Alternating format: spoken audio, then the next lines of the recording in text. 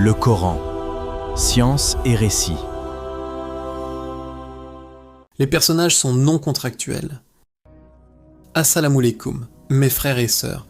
Tu sais combien de fois tu as ouvert un livre et découvert que chaque mot y était compté? Pas juste écrit, pesé, équilibré, comme si quelqu'un avait tenu une balance invisible au-dessus de chaque ligne. C'est ce qui est arrivé à un biochimiste égyptien en 1974, Rachad Khalifa. Il a mis le Coran dans un ordinateur, les tout premiers ordinateurs, grand public, des machines qui remplissaient une pièce entière. Et ce qu'il a trouvé l'a obsédé jusqu'à sa mort. Littéralement, il y a consacré sa vie. Aujourd'hui, je te montre 8 structures mathématiques dans le Coran. 8, chacune plus troublante que la précédente. Et je te préviens, à partir de la 4e, ça devient difficile de dire coïncidence. À la fin, c'est toi qui décides. Avant de commencer, une chose importante. Tout ce que je vais te montrer est vérifiable. Les sources sont en description. Prends ton téléphone. Mets pause, vérifie. Je ne te demande pas de me croire sur parole, je te demande de vérifier par toi-même. C'est le principe même de la démarche coranique. Ne suivez pas ce dont vous n'avez pas connaissance. Mon seul travail ici, te donner les données. Brutes, sans les interpréter à ta place. Le cadre maintenant. Le Coran, 114 sourates, 6236 versets, selon le comptage de Koufa le plus répandu. Révélé sur 23 ans, de 610 à 632. Le prophète Muhammad était illettré, c'est attesté historiquement, y compris par des sources byzantines contemporaines. Le texte a été mémorisé intégralement par des centaines de compagnons, puis compilé sous le calife Othman, moins de 20 ans après la mort du prophète. Ce n'est pas un texte qu'on a révisé, édité, corrigé au fil des siècles. C'est un objet littéraire figé. Et c'est précisément ce qui rend les structures qu'on va voir impossibles à expliquer par une révision humaine postérieure. Commençons. Première structure, simple, presque trop simple, et c'est pour ça qu'elle est puissante. Le mot jour, yaum, au singulier. Tu sais combien de fois il apparaît dans le Coran? 365 fois. Le mot jour, ayam, au pluriel, 30 fois. Le mot mois, char, au singulier, 12 fois. 365 jours dans une année solaire. 30 jours dans un mois lunaire moyen, 12 mois dans une année. En 3 mots, 3 fréquences, en 3 correspondances avec ce qu'on appelle aujourd'hui le calendrier, dans un texte du 7e siècle, dans le désert d'Arabie. Ta première réaction, et elle est saine, c'est coïncidence. 1 sur 3, ça arrive, tu aurais raison de t'arrêter là. Mais voici la suite. Parce que si c'était la seule anomalie statistique, cette vidéo durerait 2 minutes. Regarde ça, et regarde bien, parce que c'est là que le vertige commence. Le mot vie al-hayat apparaît 145 fois dans le Coran. Le mot mort al-maut 145 fois. Exactement le même nombre. Le mot bénéfice al-naf 50 fois. Le mot dommage al-fasad 50 fois. Le mot paix al-silm 50 fois. Le mot malheur al-musiba 50 fois. Les anges 88 fois. Les démons 88 fois. La chaleur 4 fois. Le froid 4 fois. Ce n'est plus une coïncidence isolée, c'est une structure systématique. Quelqu'un ou quelque chose a équilibré des paires de concepts opposés, mot à mot, sur 23 ans de révélation. Sans tableur, sans ordinateur, sans possibilité de revenir en arrière pour corriger. Imagine-toi en train d'écrire un livre aujourd'hui avec un traitement de texte. Tu pourrais faire ça, équilibrer chaque paire de concepts sans le vouloir, sans le chercher, en composant le texte oralement sur 2 décennies? Moi je n'y arriverai pas, et je ne connais personne qui le pourrait, mais ce n'est que le début. Celle-ci, c'est peut-être ma préférée, parce qu'elle touche à quelque chose que personne au 7e siècle ne pouvait savoir. Le mot terre albar, au sens de terre ferme, 2 continents, 13 fois. Le mot mer albar, 32 fois. Additionne, 13 plus 32, on peut pas 45. Maintenant, fais le ratio. Terre, 13 divisé par 45, ça donne 28,1%. Mer, 32 divisé par 45. Ça donne 71%. Tu sais quel était le ratio réel terre-mer sur notre planète? 29% de terre émergée, 71% d'océan. La différence avec les chiffres coraniques est inférieure à 0,2%, inférieure à la marge d'erreur de nos propres mesures satellitaires, qui varient selon qu'on compte les lacs, les mers intérieures, les banquises. Au 7e siècle, personne ne connaissait ce ratio, personne n'avait cartographié la planète. Il a fallu attendre les satellites pour le mesurer avec précision. Et pourtant les mots « terre » et « mer » dans le Coran le donnent, au mot près. Prends le temps de laisser ça descendre. 114 sourates, un nombre pair. Regarde ce qui se passe quand tu les regardes comme un miroir. La première sourate, Al-Fatiha, et la dernière, An-Nas. L'une dit « Guide-nous sur le droit chemin », l'autre dit « Je cherche refuge auprès du Seigneur des hommes ». L'une est une demande, l'autre est une protection. Elles se répondent. Ce phénomène, les chercheurs l'appellent la structure concentrique ou chiastique, a été documenté par des universitaires comme le docteur Geneviève Gobillot, spécialiste de l'islam à l'université de Lyon, ou plus récemment par le docteur Raymond Farine dans son analyse de la structure annulaire du Coran. Mais ce qui est vraiment vertigineux, c'est le centre, 114 sourates. Le centre mathématique, c'est la sourate 57. Son nom, Al-Hadid, le fer. Nous avons fait descendre le fer, dans lequel il y a une force redoutable et des bienfaits pour les gens. Maintenant, regarde les chiffres. Le numéro atomique du fer, 26, la sourate du fer, 57, 57, plus 26, = 83. Et 83, c'est le nombre exact de versets de cette sourate. Le mot fer apparaît au verset 25. 57, plus 25, 82, la masse atomique de l'isotope le plus stable du fer, 56. Proche, mais pas exact.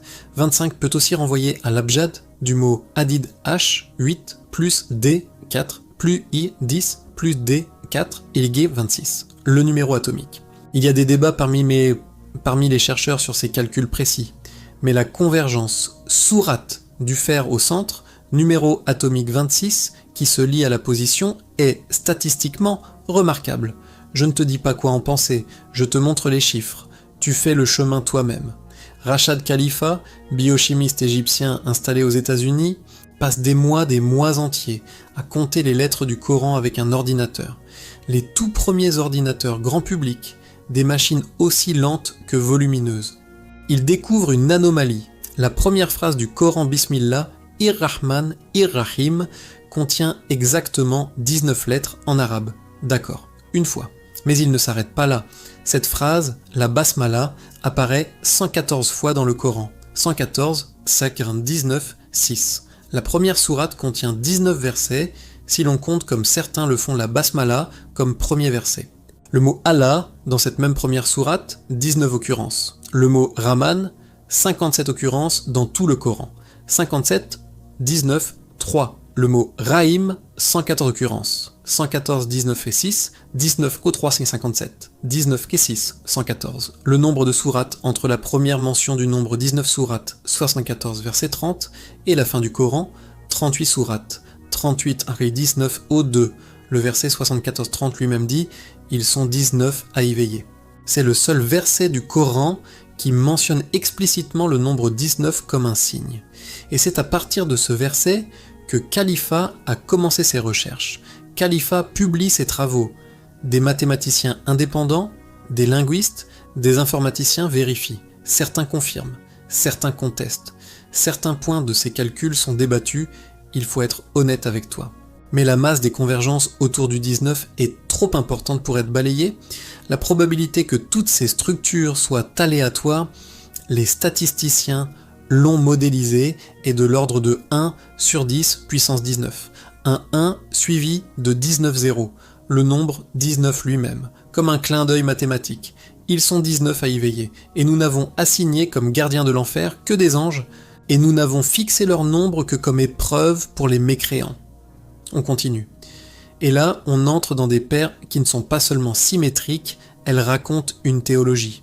Le mot « ce monde al-dunya » apparaît 115 fois. Le mot « l'au-delà » al-akira 115 fois. Même poids, même fréquence. Comme si le Coran voulait te dire « ce monde et l'autre ont la même importance. Ni l'un ni l'autre ne doit être négligé. La foi, al-iman, 25 fois. La mécréance, al-kufr, 25 fois. L'été, al-saïf, 1 fois. L'hiver, al-shitta, 1 fois. L'homme, al-rajoul, 24 fois. La femme, al-imra'a, 24 fois. Regarde cette dernière paire. Dans une société du 7e siècle, où la femme n'avait souvent pas de voile égale, Le Coran mentionne l'homme et la femme exactement le même nombre de fois, 24 chacun. C'est une déclaration mathématique d'égalité ontologique. Avant les droits de l'homme, avant les conventions internationales, avant les mouvements féministes, et ce n'est pas un verset isolé qui le dit, c'est la structure même du texte qui le porte. Celle-ci va te demander un peu plus d'attention, mais elle en vaut la peine. Le mot Allah apparaît 2189 fois dans le Coran. Certains chercheurs ont rapporté que ce nombre est un nombre premier divisible seulement par 1 et par lui-même. Comme pour signifier l'unicité absolue, Allah n'est divisible par rien. Le mot Coran apparaît 58 fois, 57 fois au singulier, 1 fois au pluriel. 57, 19, 3, on retrouve le 19. La première sourate révélée Al-Alaq, sourate 96, est la 19e sourate en partant de la fin. Le premier verset révélé Lis au nom de ton Seigneur contient 19 mots en arabe. Est-ce que tu commences à voir le motif ? Moi, la première fois que j'ai vu ça, j'ai eu des frissons. Et puis, il y a les lettres isolées. Alif, Lam, Mim, Ya, Sin, Ha, Mim. 29 sourates commencent par ces lettres mystérieuses. Personne ne sait avec certitude ce qu'elles signifient. Mais regarde, dans chaque sourate qui commence par Alif, Lam, Mim, la fréquence combinée de ces 3 lettres est un multiple de 19. Sourate al-Baqarah. Les lettres Alif, Lam, Mim apparaissent un nombre de fois qui est multiple de 19. Sourate Al-Imran, même chose.